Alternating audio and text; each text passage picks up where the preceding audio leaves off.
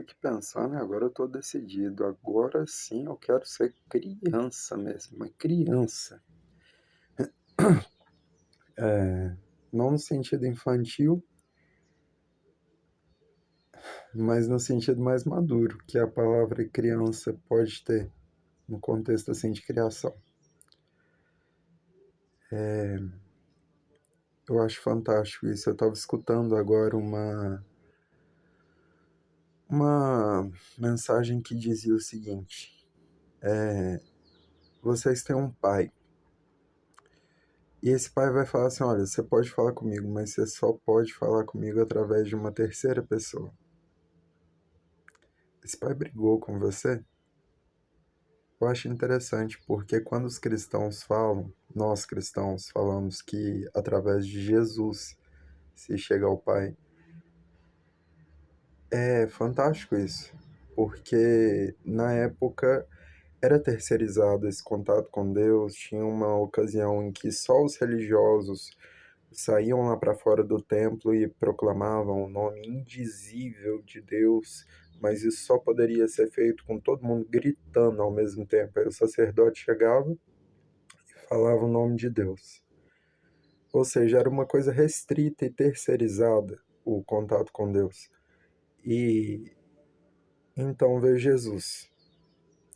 E a cada um que ele curou, ele perguntava: você acredita? A pessoa acredita. Aí ele falava: então você está curado, vai e não peques mais. Pedro, quando caminhou sobre as águas, Jesus estava caminhando sobre as águas, ele chamou Pedro. E o que afundou? Foi o medo. Ou seja, tinha que acreditar. Eu digo isso enquanto olho para essa imagem aqui, ó. Ele batendo a porta, batendo na porta. Então a gente tem poderes que a gente desconhece, mas a crença e a atitude, conduta, isso ajuda muito na sintonia com essas capacidades que a gente nem tem ideia. E sobre se colocar um pouco mais como criança,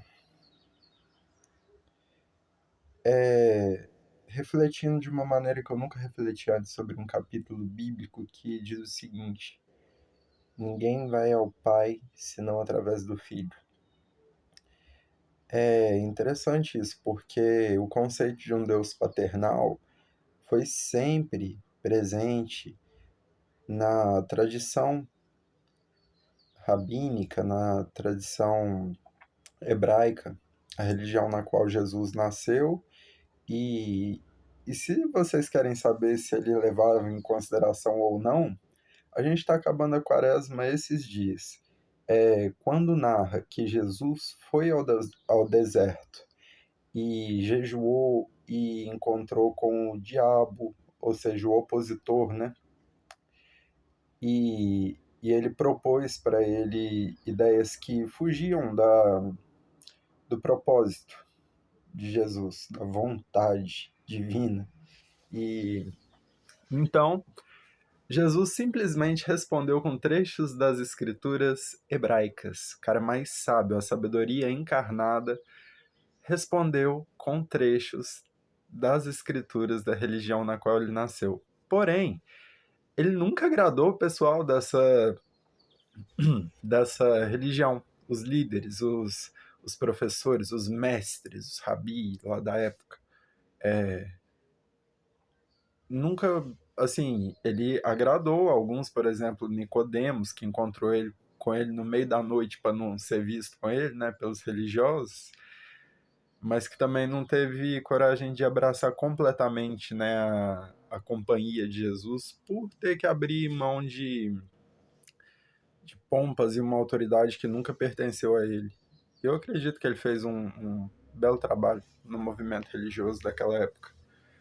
Mas a questão é, ninguém vai ao Pai senão pelo Filho. Então, o que isso significa? Significa que é só através de Jesus ou significa que nós temos que ser como filhos? É interessante porque se as duas alternativas, as duas alternativas, se a gente pega, por exemplo, se a gente for olhar direitinho mesmo, se é só através de Jesus que a gente chega até Deus, então é como filhos, porque é isso que ele pediu para nós. Ele, cada vez que ele falou de Deus, cada vez que ele falou do reino, ele se referiu como um pai, também referiu como um senhor de muitas posses, que nós somos administradores e que nós somos responsáveis e responsabilizados pelo que foi deixado ao nosso cuidado. Então, tem esse fator. Isso também é se portar como filho. Tenho pensado muito nisso.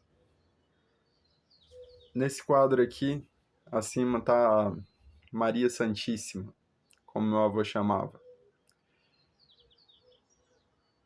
Vocês já pegaram para olhar a origem da palavra santo? Ou como foi escrito em hebraico, kadosh, e que para o grego tem várias traduções. E foi escolhido sanctus para representar a palavra kadosh, que é hebraica, porque era um conceito assim de compromisso, era um conceito de cumprir promessas. E kadosh muitas vezes também pode ser traduzido como algo reservado à parte.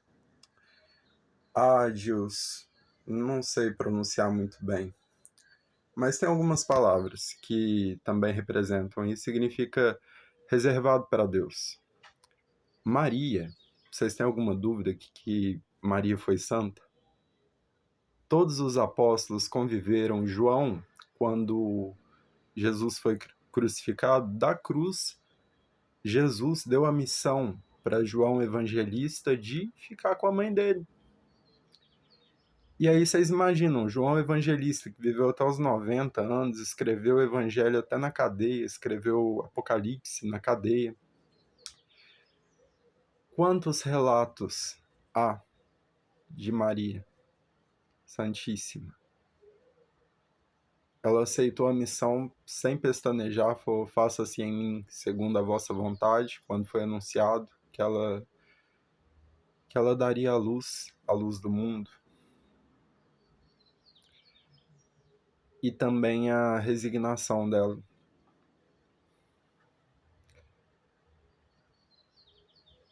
O maior símbolo de maturidade que existe. Jesus. Símbolo humano de maturidade, Jesus. Maria.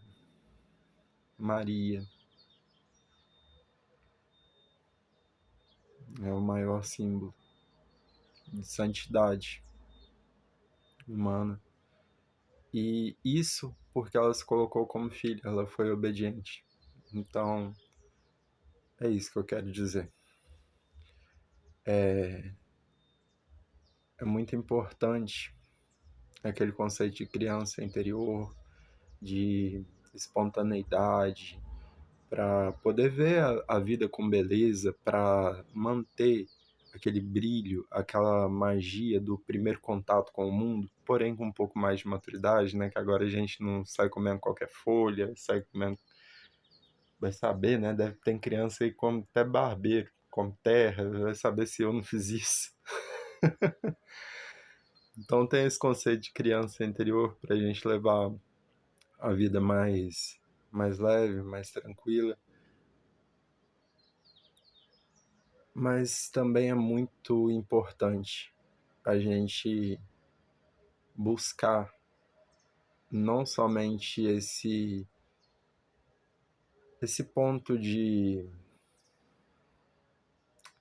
sabe, de carinho da vida da criança interior, se a gente também não tiver a maturidade de, para além de se ver como crianças, junto de se ver como crianças, se ver como filhos responsáveis.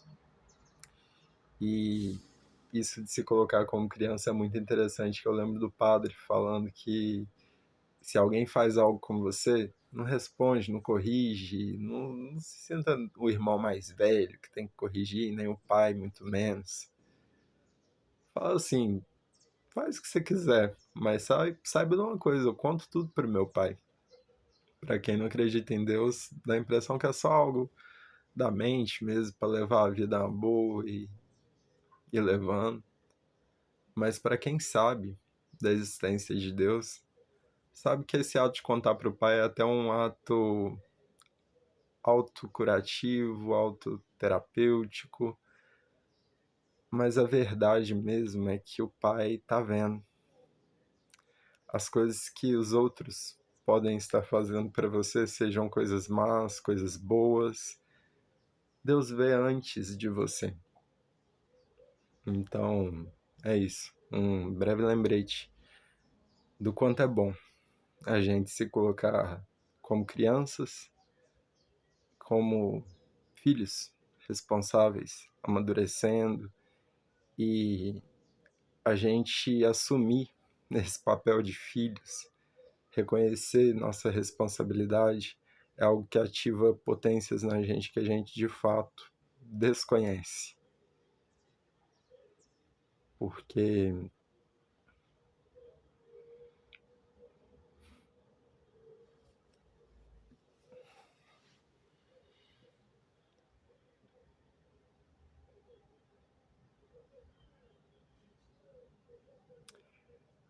porque quem acredita na evolução darwinista, evolução natural, como eu acredito, sabe que a gente está vindo de um longo caminho de como lidar com a vida, como se proteger de perigos e como ser grato pela graça da vida. É um longo caminho. E para quem é criacionista, falei de quem é evolucionista, né? Darwinista, como eu, e para quem é criacionista, também como eu, sabe que além da gente vir de um longo caminho de evolução, de interação, de como lidar com a vida, de como se proteger de perigos, de como ser gratos pela graça da vida, para além disso, a gente veio de uma fonte onisciente, graciosa, bem-aventurada, plena. Então, às vezes basta postura. Sempre é questão de postura. E postura demanda movimento. Ou nem sempre. Só alinhamento mesmo. Alinhamento. E aí sim, um movimento íntegro que fortalece. Ao invés de nos fazer tropeçar, andar por bons caminhos. Porque se trata da gente se alinhar com essas potências inimagináveis que vêm ou da evolução desse caminho evolutivo enorme que a gente percorreu enquanto animais, aliás, enquanto humanos. Só concluindo a ideia, se trata disso, da gente se alinhar com a potência que a gente tem enquanto animais que evoluíram por milhões de anos, lidando com potências magnéticas e tudo mais de bilhões, né, ou trilhões, ou eternas, e também se alinhar com essa fonte, se trata disso, é questão de alinhamento. Agora, a questão que eu acho que seria mais justo chamar a nossa espécie animal de humano e se referir à nossa alma como animal, não é nem que seria mais justo, é que é engraçado. Às vezes você chama alguém de ser humano, a pessoa fica toda pomposa. Aí você fala que o ser humano é animal, eles ficam nervosos. Vocês sabem a origem da palavra animal? Significa alma. Vocês sabem a origem da palavra humano? A mesma que humilde. Humus. Também é o mesmo nome dado para cocô de minhoca. A gente veio da Terra. Então, sabe, seria muito interessante a gente chamasse a nossa espécie de animal e a gente chamar o nosso corpo animal de humano. A que se tem alma. Fiquem com Deus.